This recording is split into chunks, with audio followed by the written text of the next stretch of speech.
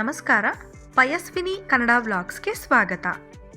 ನಾನಿವತ್ತು ಹೆಸರುಬೇಳೆ ಇಡ್ಲಿ ಮಾಡ್ತಾ ಇದ್ದೀನಿ. ಅದಕ್ಕಿಂತ ಮೊದಲು ನೀವೇನಾದರೂ ನನ್ನ ಈ ವಿಡಿಯೋನ ನನ್ನ ಚಾನಲ್ಗೆ ಸಬ್ಸ್ಕ್ರೈಬ್ ಆಗದೆ ನೋಡ್ತಾ ಇದ್ದರೆ ಈಗಲೇ ಸಬ್ಸ್ಕ್ರೈಬ್ ಮಾಡಿ ಅಂತ ಹೇಳ್ತಾ ಬನ್ನಿ ಹೆಸರುಬೇಳೆ ಇಡ್ಲಿ ಮಾಡೋದು ಹೇಗೆ ನೋಡೋಣ. ಮೊದಲಿಗೆ ನಾನಿಲ್ಲಿ ಒಂದು ಬೌಲ್ ಹೆಸರುಬೇಳೆ, 2 ಸ್ಪೂನ್ ಕಡಲೆಬೇಳೆ ಹಾಕಿ ನೆನೆ ಹಾಕಿದ್ದೀನಿ. 2 ಅವರ್ ಆದಮೇಲೆ ಅದನ್ನು ಮಿಕ್ಸಿ ಜಾರ್ಗೆ ಹಾಕ್ಕೊಂಡು 4 ಮೆಣಸಿನ್ಕಾಯಿ ಹಾಕ್ಕೊಂಡು ರುಬ್ಕೋತಾ ಇದ್ದೀನಿ.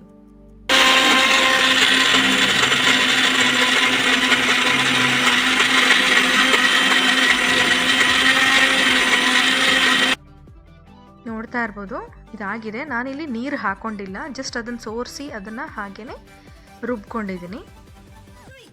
ಈಗ ನಾನು ಇಲ್ಲಿ ಒಂದು ಪ್ಯಾನ್ ಇಟ್ಟಿದ್ದೀನಿ. ಒಂದು ಪ್ಯಾನ್ ಇಟ್ಕೊಂಡು ಇದಕ್ಕೆ 4 ರಿಂದ 5 ಟೇಬಲ್ ಸ್ಪೂನಷ್ಟು ಎಣ್ಣೆ ಹಾಕ್ತಾ ಇದ್ದೀನಿ. ಎಣ್ಣೆ ಕಾದ್ಮೇಲೆ ಅರ್ಧ ಸ್ಪೂನಷ್ಟು ಸಾಸಿವೆನ ಹಾಕ್ಕೊಂಡು ಸಾಸಿವೆ ಸಿಡಿತಾ ಇದ್ದಂಗೆ ಇದಕ್ಕೆ ಕರಿಬೇವಿನ ಸೊಪ್ಪನ್ನು ನಾನು ಆ್ಯಡ್ ಮಾಡ್ಕೋತಾ ಇದ್ದೀನಿ. ಈಗ ಇದಕ್ಕೆ 1 ಬೌಲಷ್ಟು ಈರುಳ್ಳಿನ ನಾನು ಸೇರಿಸ್ಕೋತಾ ಇದ್ದೀನಿ. ಈಗ ಇದನ್ನು ಫ್ರೈ ಮಾಡ್ಕೋಬೇಕು.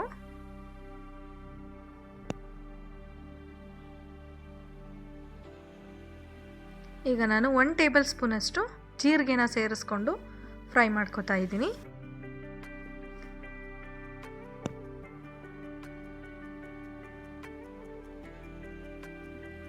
ಈಗ ಇದಕ್ಕೆ 2 ಸ್ಪೂನಷ್ಟು ಕಡಲೆಬೇಳೆ, 2 ಸ್ಪೂನು ಹೆಸರುಬೇಳೆನ ಹಾಕ್ಕೊಂಡು ನಾನು ಫ್ರೈ ಮಾಡ್ಕೋತಾ ಇದ್ದೀನಿ.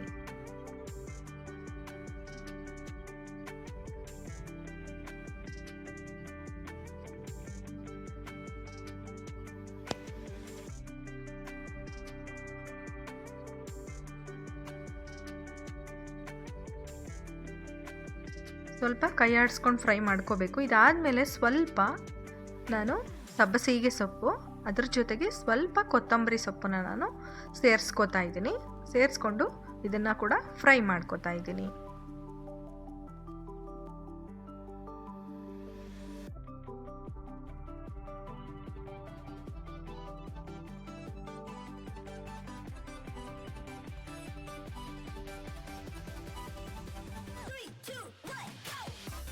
ಇದು ಆಲ್ಮೋಸ್ಟ್ ಆಗಿದೆ. ಈಗ ತುಂಬ ಏನು ಬ್ರೌನ್ ಕಲರ್ ಬರಬೇಕು ಅಂತೇನಿಲ್ಲ.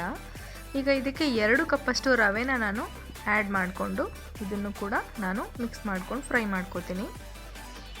ರವೆ ಆ್ಯಡ್ ಮಾಡಿದ್ಮೇಲೆ ತುಂಬ ಹೊತ್ತು ಫ್ರೈ ಮಾಡಬೇಕು ಅಂತ ಏನಿಲ್ಲ, ಜಸ್ಟ್ 1 ರಿಂದ 2 ನಿಮಿಷ ಹಾಗೆ ಫ್ರೈ ಮಾಡಿಕೊಂಡ್ರೆ ಸಾಕಾಗುತ್ತೆ. ರವೆದು ಹಸಿ ವಾಸನೆ ಹೋಗಬೇಕು. ಹಾಗಾಗಿ ನಾನಿಲ್ಲಿ 1 ನಿಮಿಷ ಫ್ರೈ ಮಾಡಿ ಅದಾದಮೇಲೆ ಸ್ವಲ್ಪ ಇಂಗನ್ನು ಸೇರಿಸ್ಕೊಂಡು ಮತ್ತೆ 1 ನಿಮಿಷ ಫ್ರೈ ಮಾಡ್ಕೋತಾ ಇದ್ದೀನಿ.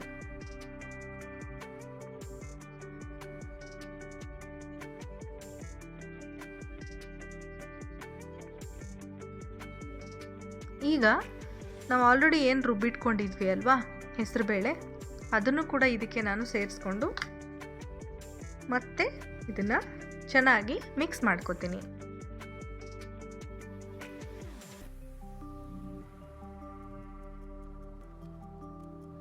ನಾನೀಗ ಸ್ಟವ್ ಆಫ್ ಮಾಡ್ತಾ ಇದ್ದೀನಿ. ಸ್ಟವ್ ಆಫ್ ಮಾಡಿಕೊಂಡು ನಾನು ಇದನ್ನು ಮಿಕ್ಸ್ ಮಾಡ್ಕೋತೀನಿ. ಇದು ಫ್ರೈ ಆಗಬೇಕು ಅಂತ ಏನಿಲ್ಲ, ಜಸ್ಟ್ ರವೆ ಮತ್ತು ಒಗ್ಗರಣೆ ಏನು ಮಾಡಿದ್ವಿ ಅಲ್ವಾ, ಈ ಮಿಕ್ಸ್ ಜೊತೆ ಅದು ಸ್ವಲ್ಪ ಹೊಂದ್ಕೋಬೇಕು ಅಷ್ಟೇ. ಹಾಗಾಗಿ ನಾನು ಸ್ಟವ್ ಆಫ್ ಮಾಡಿ ಮಿಕ್ಸ್ ಮಾಡ್ತಿದ್ದೀನಿ. ಈಗ ಇದಾಗಿದೆ.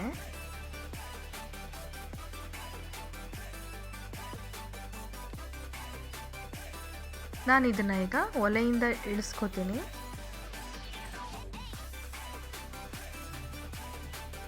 ಈಗ ಇದಕ್ಕೆ ಸ್ವಲ್ಪ ಕೊತ್ತಂಬರಿ ಸೊಪ್ಪನ್ನು ಹಾಕ್ತಾ ಇದ್ದೀನಿ, ಹಾಗೆ ಸ್ವಲ್ಪ ಸಬ್ಸಿಗೆ ಸೊಪ್ಪನ್ನು ಹಾಕ್ತಾ ಇದ್ದೀನಿ. ಅದ್ರ ಜೊತೆಗೆ ಸ್ವಲ್ಪ ಹೆಚ್ಚಿರೋವಂಥ ಕರಿಬೇವು, ಹಾಗೆ ಹೆಚ್ಚಿಟ್ಕೊಂಡಿರೋವಂಥ ತೆಂಗಿನಕಾಯಿ ಆ್ಯಡ್ ಮಾಡ್ತಾ ಇದ್ದೀನಿ. ಈಗ 1 ಬೌಲಷ್ಟು ಮೊಸರನ್ನ ನಾನು ಇದಕ್ಕೆ ಸೇರಿಸ್ಕೊಂಡು ಇದನ್ನು ಸ್ವಲ್ಪ ಮಿಕ್ಸ್ ಮಾಡ್ಕೊತಾ ಇದ್ದೀನಿ.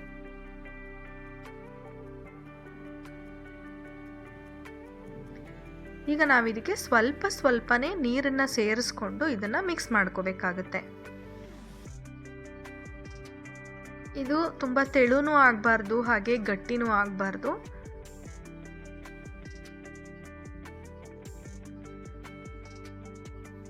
ತೆಳು ಆಗಿಬಿಟ್ರೆ ಇಡ್ಲಿ ಚೆನ್ನಾಗಿ ಬರೋದಿಲ್ಲ. ಹಾಗಾಗಿ ಈಗ ರುಚಿಗೆ ತಕ್ಕಷ್ಟು ಉಪ್ಪನ್ನು ಹಾಕ್ಕೊಂಡು ನಾನು ಇದಕ್ಕೆ ಮತ್ತೆ ಇನ್ನೊಂದು ಸ್ವಲ್ಪ ನೀರನ್ನು ಸೇರಿಸ್ಕೊಂಡು ಇದನ್ನು ಮತ್ತೆ ಮಿಕ್ಸ್ ಮಾಡ್ಕೊತಾ ಇದ್ದೀನಿ. ಇಡ್ಲಿ ಹಾಕಲಿಕ್ಕೆ ಅದು ಹರಿಬಾರ್ದು, ಸ್ವಲ್ಪ ಗಟ್ಟಿನೇ ಇರಬೇಕು. ಆ ಹದ ಬರೋವರೆಗೆ ಸ್ವಲ್ಪನೇ ನೋಡಿಕೊಂಡು ನೀರನ್ನು ಸೇರಿಸ್ಕೊಂಡು ಮಿಕ್ಸ್ ಮಾಡ್ಕೋಬೇಕಾಗತ್ತೆ. ಯಾಕಂದರೆ ಸ್ವಲ್ಪ ನೀರು ಜಾಸ್ತಿ ಆಗಿಬಿಟ್ರು ಆವಾಗ ಮತ್ತೆ ನಾವು ರವೆ ಆ್ಯಡ್ ಮಾಡಿದ್ರೆ ಟೇಸ್ಟ್ ಹೋಗ್ಬಿಡುತ್ತೆ. ಹಂಗಾಗಿ ಈಗ ನಾನು ಇದಕ್ಕೆ 1 ಬೌಲಷ್ಟು ಕ್ಯಾರೆಟ್ ತುರಿನ ಆ್ಯಡ್ ಮಾಡಿಕೊಂಡು ಮಿಕ್ಸ್ ಮಾಡ್ಕೋತಾ ಇದ್ದೀನಿ.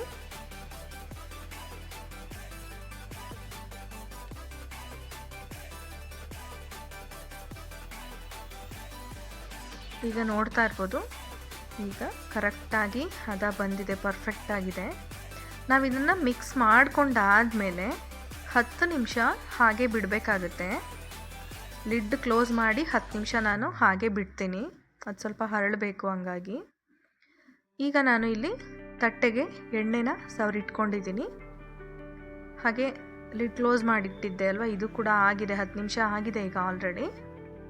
ಇದನ್ನು ಕೂಡ ಇನ್ನೊಂದು ಸತಿ ಅದನ್ನು ಮಿಕ್ಸ್ ಮಾಡಿಕೊಂಡು ಬೇಯಿಸ್ಕೋಬೇಕಾಗುತ್ತೆ ತಟ್ಟೆಗೆ ಹಾಕಿ. ಈಗ ಇಲ್ಲಿ ತಟ್ಟೆನೂ ಕೂಡ ರೆಡಿಯಾಗಿದೆ. ಹಾಗೆ ನಾನು ಇಲ್ಲಿ ಆಲ್ರೆಡಿ 2 ತಟ್ಟೆಗೂ ನಾನು ಎಣ್ಣೆ ಹಚ್ಚಿ ಇಟ್ಕೊಂಡಿದ್ದೀನಿ. ಹಾಗೆ ಆಲ್ರೆಡಿ ನಾನು ನೀರನ್ನು ಕೂಡ ಇಲ್ಲಿ ಕುದಿಯೋಕ್ಕೆ ಇಟ್ಟಿದ್ದೀನಿ. ಈಗ ನಾನು ಎಣ್ಣೆ ಹಚ್ಚಿಟ್ಟಿರೋಂತಹ ಇಡ್ಲಿ ತಟ್ಟೆಗಳಿಗೆ ಸ್ವಲ್ಪನೇ ಹಾಕೋತಾ ಇದ್ದೀನಿ. ಇಡ್ಲಿ ತಟ್ಟೆಗಳಿಗೆಲ್ಲ ಈಗ ಏನು ಇಡ್ಲಿ ಬ್ಯಾಟರ್ ನಾವು ಮಿಕ್ಸ್ ಮಾಡ್ಕೊಂಡಿದ್ವಿ ಅದನ್ನು ಹಾಕಿ ಅದನ್ನು ಇಡ್ಲಿ ಪಾತ್ರೆಗೆ ಹಾಕಿ ಬೇಯೋಕ್ಕಿಟ್ರೆ ಹೆಸರುಬೇಳೆ ಇಡ್ಲಿ ರೆಡಿ ಆಗುತ್ತೆ.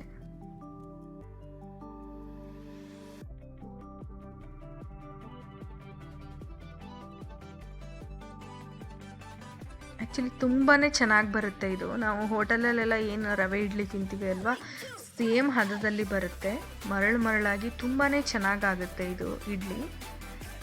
ಈಗ ನಾನು ಬೇಯೋದಕ್ಕೆ 2 ತಟ್ಟೆಗಳನ್ನು ಇಡ್ತಾ ಇದ್ದೀನಿ. 2 ತಟ್ಟೆ ಆಗಿತ್ತು ನಾನು ಮಾಡಿರೋಂಥ ಇಡ್ಲಿ ಬ್ಯಾಟರ್, 2 ತಟ್ಟೆಗೆ ಆಯಿತು.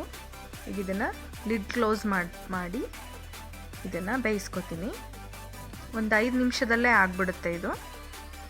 ಈಗ ಇದಾಗಿದೆ, ನೋಡೋಣ ಬೆಂದಿದೆಯಾ ಅಂತ. ನಾನು ಒಂದು ಚಾಕು ತಗೊಂಡು ಇಡ್ಲಿಗೆ ಚುಚ್ಚಿ ಬೆಂದಿದೆಯಾ ಅಂತ ನೋಡ್ತೀನಿ. ನೋಡ್ತಾ ಇರ್ಬೋದು, ಚುಚ್ಚಿದಾಗ ಅಂಟಿಲ್ಲ ಚಾಕುಗೆ, ಈ ಥರ ಅಂಟಿಲ್ಲ ಅಂದರೆ ಅದು ಬೆಂದಿದೆ ಅಂತ. ಈಗ ನಾವು ಸ್ಟವ್ ಆಫ್ ಮಾಡಿ ಇದನ್ನು ತಕ್ಕೊಂಡ್ರೆ ಆಯಿತು. ತುಂಬ ಈಸಿಯಾಗಿ ಬರ್ತಾ ಇದೆ ನೋಡ್ಬೋದು, ಎಲ್ಲೂ ಕೂಡ ಅಂಟ್ಕೋತಾ ಇಲ್ಲ. ನಾನು ಬಿಸಿ ಇಡ್ಲಿನೇ ಈ ಥರ ತೆಗಿತಾ ಇದ್ದೀನಿ.